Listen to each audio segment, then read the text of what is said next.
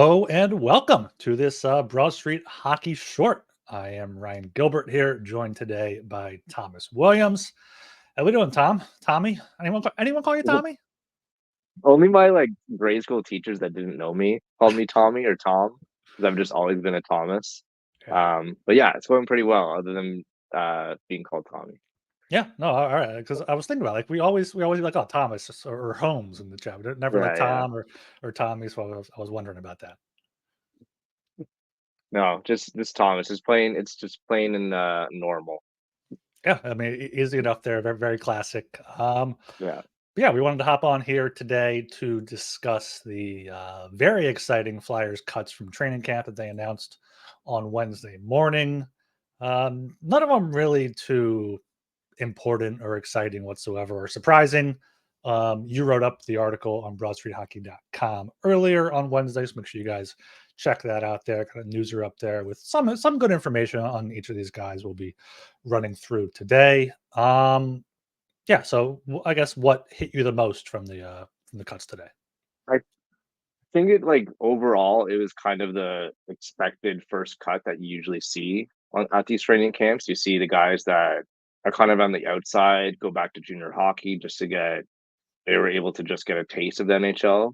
Maybe it's their first, maybe it's their second training camp, but I think it's kind of the expected names you would see. And then for the other guys going to the AHL, there's a couple more interesting names that you'd want to see develop. But I think again, it's the guys that are on the outside that don't for sure aren't making the team, so they might as well get a head start on prepping for the AHL season.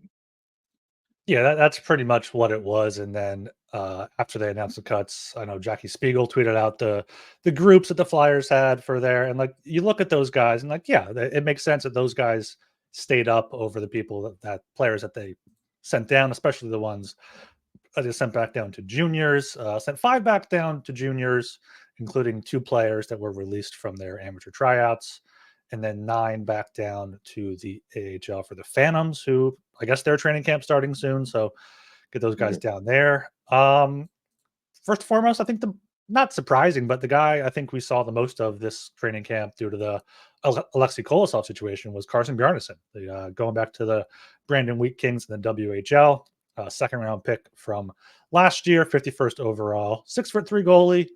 Liked what I saw from him in the rookie games. Liked what I saw from him in the preseason games. I mean, he was better than Cal Peterson, definitely from what we saw. So I'm excited to see what he does down there in Brandon this season. Yeah, this season is definitely a big one for him. I think he should probably really try to be one of the top goaltenders in the W. It's one of those things that if he's really trying to make a name for himself and potentially be on Team Canada's World Juniors team, because I think that's what these Mhm. guys are kind of looking towards. Like that's the big kind of next step would be like, well, I'm not making NHL. I can't go to the AHL. I think the one primary step that they can take and not make this season just straight up development that I think it's making that team and the World Juniors team. So I think that's a and they're terrible in between the pipes right now. So I think Bjarnason honestly has a pretty good shot, other than like Carter George or something like those names. But yeah, I think that's kind of the next step for Bjarnason, and we should be really looking for a little bit something more. Yeah, I mean Canada just in general right now is pretty horrible between the pipes. Yeah, I mean, Olympics going to be like Jordan Binnington, maybe like a Stuart Skinner, God, maybe Aiden Hill, Logan eight Tom, if they could dude, stay they're healthy. talking about Is Dustin they're Wolf talking about Canadian? these. Sorry. Is Dustin Wolf Canadian, the Flames goalie? Yeah, yeah, Okay, I think so. But yeah, maybe. he's like they have some future guys, but Yeah, yeah, they had yeah, Justin Pogge too for a second. So talking about future guys. definitely. Yeah, but yeah, Carson Bjarnason was on the World Juniors Yeah, under 18 team back in yeah, 2023. Went 4-2 with an 8.49 save percentage, 3.51 goals against. So not great, but a winning record there. 4-2 last year. Third year in the WHL, went 24, 17, and 4. 907 save percentage, 3.01 goals against. Playoff numbers: 0-3-1, 7.15 goals against average, and 0.831 save percentage. I'm not sure how that happens, but just a bad 4 I'd games love to there see the tape for, of that. for Yeah. the Wheat Kings, I guess. Um, yeah, Bjarnason was kind of the goalie that took advantage of Kolosov not being there. He was able to get some more time in the rookie games, get time in the preseason. So this would be his final season in the WHL, right? And Yeah, then next year would be AHL. So I think yeah, so. he Yeah. moves up another ring on the ladder of the prospect goalies, which definitely going to be important for the Flyers here in the coming years. Another guy, I was a little bit surprised to see him sent down, but as I said, looking at the groups that are still remaining, Spencer Gill, the Mm. second round pick from this year, 50th overall. They traded up 2 third round picks to get him, one from this year's draft and one from next year's draft. Kind of a theme here. Tall right handed defenseman, 6'4", going back to the Q with Rimouski Oceanic. Is that it's the Yeah, Huskies? Is it? Oceanic. Oceanic. Yeah, Yeah. but whatever. I don't know these What a Canadian names. Yeah, language. he's going back to train with Sam Moran there. Hopefully, he can get some good mentorship. Yeah, he's definitely just need to build out his body, and I've seen elite prospects rank him or like project him to be the top defenseman in the queue this past year or for next season rather. Um, as kind of they went over the kind of QMHL, OHLC, WHL, like projections and season preview. They put Gill just like at the top of the class, be like he's probably going to be the top defenseman that we're talking about in the queue, and there's not a lot, obviously. But yeah, it's something to really, really look out for. I think he is projected, I think, beyond Luchenko, obviously, kind of the one guy that you want to see the biggest step from and be like, okay, is he for real, or is he able to take an Oliver Bonk step in maybe offensive production? Um, but yeah, I think it's gonna be really interesting this season. Yeah, Gil, it's going to be his third year down there in Rimouski. 65 games, 46 points last year, plus minus of +8, which is all you can look for in the juniors there. I think he was the first player in the queue taken this year's draft, right? I think that's yeah. McHugh's been a tire fire since like Alexa Lafreniere left. Really, like there's no one available. There's no one there. Yeah, and it's like the highest scoring league, right? So it might be kind of tough Yeah, to. terrible defense. That's the thing. Like everyone's getting shots, everyone's getting chances. There's no one really cares there. I mean, you say like that's like a broad sweeping statement, but compared to the O and the W, it's like yeah, you have to be taking a little bit of a grain of salt to see about a player compared to the other players. But yeah. Yeah, so for him to be the best defenseman down there, I mean that definitely shows something. Physical defenseman, he's big. Flyers seem to have a lot of these guys that can maybe replace like a Ristolainen type in the coming years. Spencer Gill, another one. Carter Sutherland went back down to the WHL, the Portland Winterhawks. 2023 fifth round pick, 6'3" right-handed defenseman. The elite prospects profile called him a transition ace. So not as physical, perhaps, as Spencer Gill, but maybe in that more of a two-way defenseman, according to them. Yeah. Yeah, I think he's a decent skater. I think the one thing with the Winterhawks season, I wrote it in my write up, I mentioned it rather. That the Winterhawks lost a lot of players. They Nate Danielson, um, I forget some other guys off the top of my head, but like top prospects that you kind of want to see that were in their age 19, 20 seasons, and then they lost. So it's a great program, but I think Sutherland really has an opportunity to be like he's going to be in the top four no matter what, and probably top pair. Um, so yeah, so he'll have a great opportunity to kind of play more. And I think again, this is his last year in the W, so he'll be taking a step to then turn pro next year if unlike Nick Schultz, maybe he gets a contract, but never know. Yeah, I mean, he's taken a big step forward. First year in the WHL 2 years ago, only 23 points, plus minus of 14 in 68 games. Last year, 40 points, including 13 goals, plus 46 in 66 games. I don't know if that might take a little bit of a hit with Portland losing some players there, but also 11 points in 14 playoff games, plus minus of 20 in the playoffs. So he's definitely showing something for a fifth round pick. It's definitely something you want to see there. Yeah. Anything on these guys that were on the ATO? I know you wrote a little Uh, bit about Josh yeah.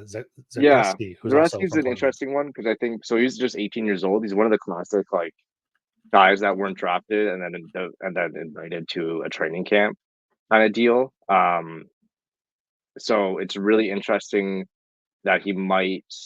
I think his production last year was like 45 points in the 60 or so games for Portland. So, and he was clearly in a depth role there.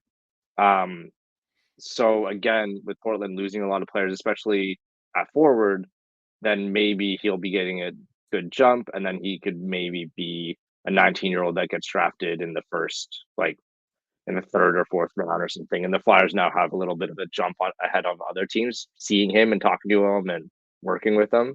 Um, so it could be really interesting, or it could just be nothing. But it'll be something to look out for, I guess. Yeah, he had 21 goals, 49 points in 68 games last year. That's So, yeah, no, that's not bad yeah, for like probably a third line forward, really. yeah, and Elite Prospect says he's a defensive forward, a grinder. So if he can put some There we pucks go. in the back of the net, that's There we Flyers go. hockey right there. All right, that's the juniors players sent back down by the Flyers. But before we move to the AHL players, we are brought to you by Bet Online. It's the world's most trusted betting platform and your number one source for everything football. Bet Online has every stat, every matchup, and even live odds and spreads to bet on during the games. Think you know your stuff? Get in on our $200,000 mega contest and pick 5 games against the spread every week for your chance at weekly prizes and a share of $200,000. When the game's over, head on over to our online casino and get in on a game of blackjack or poker, or unwind with one of our over 150 slots games. Head to the website today to get in on the action. Bet online. The game starts here. All right. Yeah. A little bit more interesting here looking at the players the Flyers sent down to the Phantoms. I guess a little bit more interesting. Not too many names here. 4 defensemen, 5 forwards. Mateo Mann, I guess, probably one of the more interesting guys just due to his name Yeah, and his size, you think?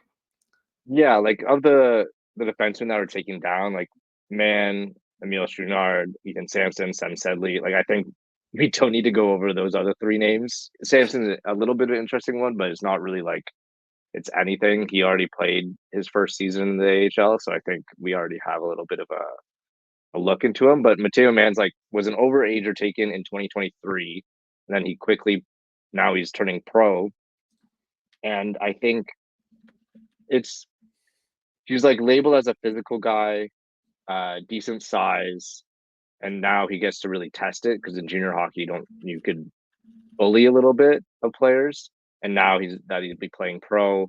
I think it'll be something to look out for, like if he's overpowered or if he's able to kind of hang a little bit, um, and if he can be that decent skating, like I'm hesitant to say Nick Sealer type, but like a taller Nick Sealer kind of grind it out for a few years, see him when he's 24, 25, basically replacing Adam Ginning, Or Ronnie the Dutch Adder, guy. maybe.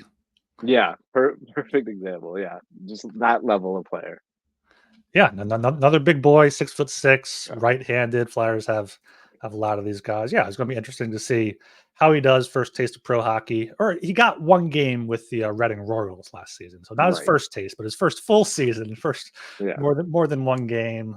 Coming up from the queue, not very season career high was 13 points in 42 games last year for him. So very defensive yeah, there. But the Phantoms seem to have quite a few defensemen that have been around a little bit, but also some guys that haven't. Would be awesome to see him and Hunter McDonald on a pair together. Just it's two towers yeah. there in front. Like they seem to be really focusing on younger players more. Like this is kind of a more general statement, but I think you'd always see the guy signed and be like a 26-year like Victor Mete last year. Like you would see that kind of player. And I don't think right now I'd have to look at what contracts they have and everything like that because I haven't really. But I don't think that players really exist anymore because you have McDonald Man, you have other players like that will be kind of wanting to ballot out Ethan Sampson and stuff like we already mentioned that I think they want to give minutes to and they don't want to they think they have enough experience there that they don't need someone to kind of lean on um to be like the TJ Brennan of like Phantom's old kind of Oh that man, guy that's never leaving the AHL, but he was an all-star there. yeah, TJ Brennan was just a legendary, just I don't know if he just had no defense, all offense in the AHL, but Dude, he had I no. remember him putting up crazy numbers for the Phantom. He scored like 100 points and be like, "Oh, why isn't this guy playing?" And I think I remember he played a couple games for the Leafs when I was like a kid, or not a kid, but like adolescent teenager. Yeah. And I was like, "Yeah, this guy just like does not care about like the other two zones on the ice." Yeah, I mean, I think he got caught up for a few Flyers games too, and it was just like, no, Yeah, this is not working. He can't even be like a third pair power play specialist. It's just not working at all. yeah, Yeah, but yeah, you said Samson played in the AHL last year, a little bit shorter. He'll probably be third pair depth defenseman down there for them. And getting to the forwards, Sawyer Bolton, Nick Capone, great names. They have some great names here. Capone, that's Sawyer, like great. yeah, Zayd Wisdom. I do want to talk about him a bit, but yeah, Matthew Miller, Alexei Gendron, who I believe Joe D is a big fan of Gendron due to his speed. It'll be his first year in the AHL, right? We played 17 games last year. I forget if it was so he played in the Q and in the AHL last year. Kind of split this season. And I forget which came first. I believe he was in the AHL first, then he went to the juniors because like I think his team was going on a run. They're like, "Oh, just come back to juniors, win a cup, like win a trophy with us, and then continue." It'll be available on League Prospects. I don't know off the top of my head, but No, yeah, you're he correct. You're correct. He was with the Phantoms sick, first for perfect. 17 games and then 16 with Drummondville. Okay, sick. Yeah. So then I Your think knowledge of junior hockey is sick. Your true sicko knowledge here. I, that's what growing up in Canada gets you. It's like knowing where Prince George is. uh, but yeah, I think Jedrod, like I like him. I'm similar with Joe that I like his speed. He scored like 5 goals in 17 games for the Yeah, Phantoms last year. yeah, correct. Um, yeah, so I think he's obviously like I think he'll play a much larger role with the Phantoms this year. He'll be not leaned upon, but like with him, Tuamala, Excel, if he doesn't make the Flyers, I think there'll be a really exciting kind of under 24 group of forwards. And yeah, I think he can definitely make a jump. And it'll be really kind of good to look out for a full pro season from him. Yeah, Gendron's 20, going to be 21 end of December. He's 5'9", so he's listed as a right wing center. I imagine he'll stick at right wing, a left-handed Yeah. shot. Yeah, he had then went back down to the QHL, had 10 goals in 16 games, and then 11 goals in 15 playoff games. So he knows how to score. It's just a matter of if that can translate to the AHL and then the NHL. But like you said, I mean, it's going to be nice having some Phantoms games that are exciting and not just seeing these quad A guys putting up points. Yeah. Yeah, he has some path ahead of him. It's not a guy that like you're getting from college at 23, 24, and suddenly you're like, okay, he has to play one pro season and then he's a prospect. Um Gendron will be on our top 25 under 25 for a little bit longer. Plug there. Yeah. And yeah, and he might make a little bit of a jump if he scores a bit. Yeah, definitely going to be exciting to watch, especially if he's on a line with Richard. He was really fast Oh in the yeah. preseason game too. That could be a speedsters down there as Even long as the two Euro guys, Eklund and Abels, like that's their vets that they brought in, but they're still around like the mid 20s Euro experience. So they're like we don't really know what they look like in North American and the AHL style. And yeah, I think this forward group is honestly pretty exciting and pretty deep. Like the top nine should be kind of rival like the AHL equivalent of the Flyers, where it's not these top players, but it's like a little bit of exciting players in the top nine to kind of look out for. yeah, like they don't have like a dominant line, but they have like three or four like second and third lines. Like that's what you're Yeah. looking for, and hopefully someone can take that jump. You did mention Samu Tuamala. I don't think he's skated. That doesn't practice since like the rookie game, so I don't know what's going on with him, but hopefully he can get healthy. Yeah, it was weird. I think they said it was an ankle or something like that. I'm trying to remember hearing from some other thing I was listening to. But yeah, and then he just hasn't skated. I know Denver Barkey again. It's been mono, and he's just been trying to recover. I don't even know if he's been skating. Yeah, those two injuries, kind of keeping them out, is interesting. I wonder if they're gonna stay they can't obviously just send an injured player down, but I wonder if they're going to get a game if they're healthy by like season by the time the season rolls around.